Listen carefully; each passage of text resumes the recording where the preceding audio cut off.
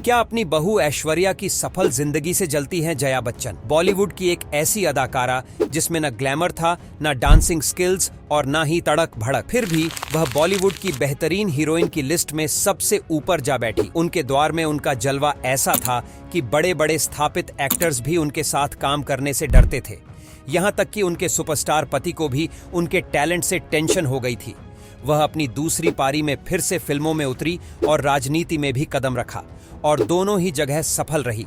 क्या आप जानते हैं 14 साल की उम्र से छोटी के निर्देशकों के साथ काम कर रही ये अभिनेत्री किसी फिल्मी परिवार से नहीं थी, लेकिन इन्होंने अपने सुपरस्टार पति से ज्यादा स्टारडम हासिल किया और उनकी बेवफाई का डटकर सामना किया और अपने सुहाग को वापस पाया। और क्या आप यकीन करेंगे, उस समय बहुत ही शांत और सुशील रहने वाली अदाकारा आज के समय में मुहफ्फट और गुस्से के लिए बदनाम है। तो चलिए जानते हैं कौन है यह अदाकारा। दोस्तों, आप समझ ही गए होंगे, आज के वीडियो में हम बात करने जा रहे हैं बीते दौर की गड्डी और सुपरस्टार अमिताभ बच्चन की पत्नी जया बच्चन के बारे में। जया बच्चन का जन्म 9 अप्रैल 1948 में जबलपुर मध्य प्रदेश के एक बंगाली परिवार में हुआ था। उनके पिता एक पत्रकार थे और उनकी मां एक गृहिणी थी। जया बच्चन की पढ़ाई लिखाई भोपाल से हुई थी। जब यह 14 साल की थी तो कोलकाता में अपने रिश्तेदार के यहाँ गई और वहां चल रही एक शूटिंग देखने पहुंच गई। शूटिंग थी मशहूर निर्देशक सत्यजीत रे की फिल्म महानगर की। संयोगवश उस फिल्म में एक रोल किशोरी का था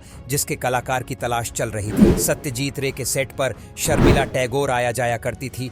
उनकी नजर जया पर पड़ी और उन्होंने इस रोल के लिए उनका नाम सुझाया और जया बच्चन को रोल मिल गया और फिल्म रिलीज हुई तो उनके अभिनय की बहुत चर्चा हुई। इसके बाद तो जया बच्चन ने ठान लिया कि वह अभिनेत्री ही बनेगी। अपनी पढ़ाई पूरी करके उन्होंने फिल्म एवं टेलीविजन संस्थान में दाखिला ले लिया और अभिनेत्री बनने की विधिवत शिक्षा ली। उनकी चर्चा पहले ही मुंबई में होने लगी थी और जब ऋषिकेश मुखर्जी गुड्डी फिल्म बना रहे थे तो उन्होंने बाकायदा संस्थान में जाकर जया बच्चन को साइन किया। यह फिल्म हिट हो गई और उन्हें फिल्म फेयर का नॉमिनेशन भी मिला। इसके बाद उनके पास फिल्मों की लाइन लग गई। 1971 में उन्होंने 5 हिंदी और बांग्ला फिल्मों में अभिनय किया। फिल्म उपहार के लिए उन्हें सर्वश्रेष्ठ अभिनेत्री का फिल्म फेयर नॉमिनेशन मिला और इस फिल्म से उनकी एक्टिंग की अच्छी चर्चा हुई, जिसके लिए उन्हें स्पेशल अवार्ड देकर सम्मानित किया गया था। इसके बाद 1972 में उनकी 11 फिल्में रिलीज हुईं, जो सभी एक से बढ़कर एक थीं। पिया का घर, जवानी दीवानी,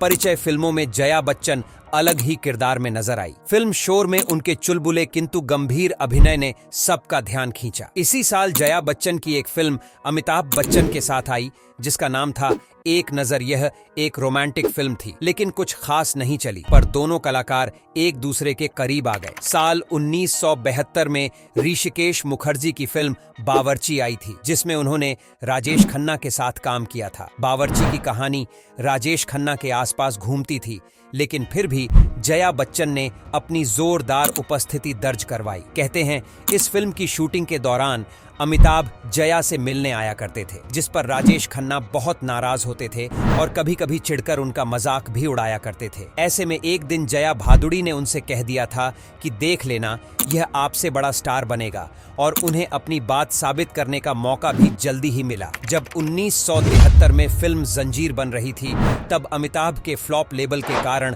कोई बड़ी हीरोइन उनके साथ काम नहीं करना चाहती थी। ऐसे में जया उसमें काम करने के लिए न सिर्फ तैयार हुई बल्कि जानदार अभिनय भी किया। फिल्म सुपरहिट हो गई और अमिताभ को एंग्री यंग मैन का टैग मिल गया। इसी बीच फिल्म अभिमान बनी और दोनों की शादी के किस्से तो आप जानते ही होंगे। 1975 में आई फिल्म मिली में उन्होंने एक कैंसर पेशेंट की भूमिका निभाते हुए अमिताभ के साथ बेहद ही सशक्त अभिनय किया था। हालांकि अमिताभ इस फिल्म में अपने नए अवतार यानी कि एंग्री यंग मैन के रूप में नहीं दिखे थे, लेकिन यह फिल्म दर्शकों के बीच काफी लोकप्रिय रही थी। अमित जया की जोड़ी ऑन स्क्रीन और ऑफ स्क्रीन दोनों जगह धमाल मचा रही थी। दोनों के केमिस्ट्री दर्शकों को इतनी पसंद आ रही थी कि मेगा फिल्म शोले में जया बच्चन को प्रेग्नेंट होने के बावजूद लिया गया था।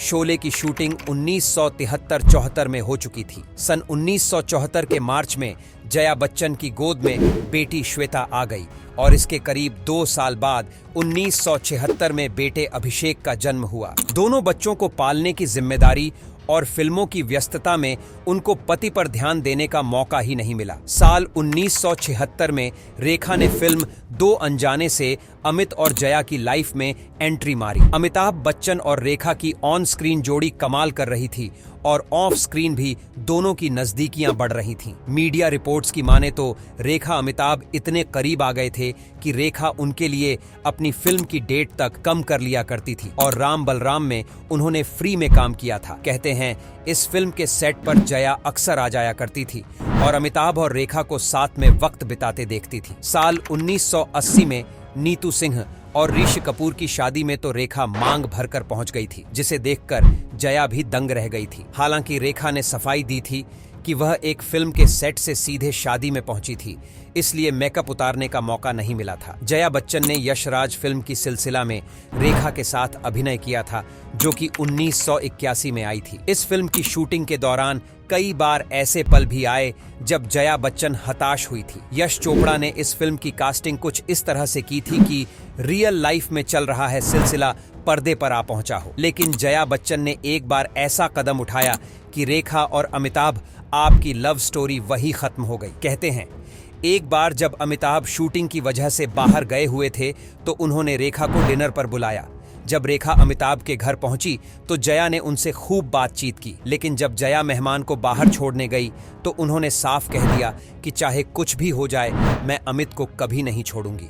यह बात सुनकर रेखा के पैरों तले जमीन खिसक गई और उन्होंने अमिताभ के साथ होने के सपने को हमेशा के लिए छोड़ दिया। सिलसिला के बाद जया लंबे समय के ब्रेक पर चली गई।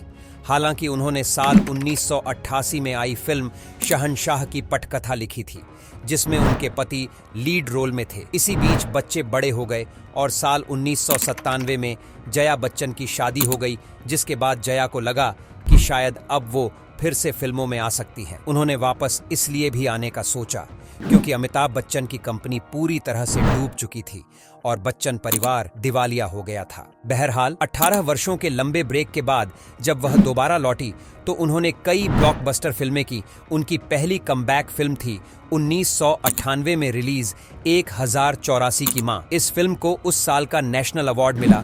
साथ ही जया बच्चन को स्पेशल फिल्म फेयर अवार्ड से भी नवाजा गया। इसके बाद साल 2000 में फिजा, 2001 में कभी खुशी कभी गम, 2003 में कल हो ना हो में उन्होंने साबित कर दिया कि अभी भी उनमें एक्टिंग का दमखम बाकी है। तीनों ही फिल्म के लिए उन्हें बेस्ट सपोर्टिंग एक्ट्रेस का अवार्ड मिला। जया अभी तक 9 फिल्म फेयर अवार्ड जीत चुकी है। जया बच्चन 4 बार सपा की तरफ से राज्यसभा सांसद बन चुकी है। वैसे तो उनकी फिल्मी और राजनीति जिंदगी सफल रही है, लेकिन निजी जिंदगी में उथल पुथल मची रहती थी। कहा जाता है अमिताभ और जया के बीच काफी तनाव रहता है और वह काफी समय से साथ नहीं रहते हैं। बच्चन परिवार के पास काफी बंगले हैं और जया जिस बंगले में रहती हैं अमिताभ उसमें नहीं रहते हैं। हाल ही में जया बच्चन अपनी बेटी और नातिन के ज्यादा करीब दिखी और अपनी बेटी नव्या नंदा के YouTube चैनल पर भी आती रहती हैं। ऐश्वर्या के साथ उनकी दूरी जग जाहिर है। कहा जाता है कि अभिषेक से ऐश्वर्या की शादी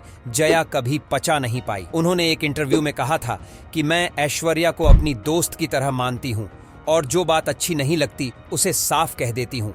पीठ पीछे राजनीति नहीं करती और मैं ऐश्वर्या से और ज्यादा सम्मानजनक व्यवहार की उम्मीद करती हूँ। अपने चिड़चिड़े स्वभाव और उटपटांग बयानों की वजह से वह हमेशा विवादों में बनी रहती है। पत्रकारों से हमेशा गुस्से में बात करना और राजनीति में भी गलत बयान देना उनका स्वभाव बन चुका है, जिसके लिए उन्हें काफी ट्रोल किया जाता है। लेकिन फिर भी जया बच्चन अपनी उम्र के तीसरे पड़ाव में फिल्मों में भी और राजनीति में भी काफी सक्रिय है।